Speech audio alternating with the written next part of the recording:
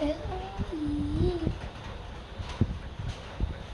ui ia ui ai ui ao ui ít à ui ít mới chai tao lơ vậy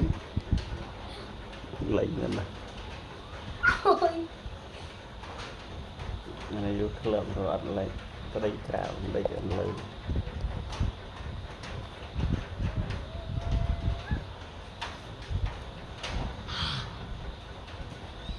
ba tay ơi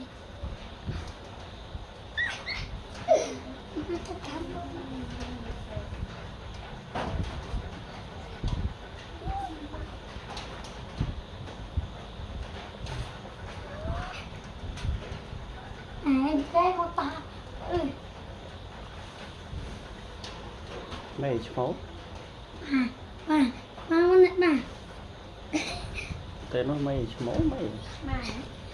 cay bạch mới má mới anh đại mới mà chó mấy cái môi này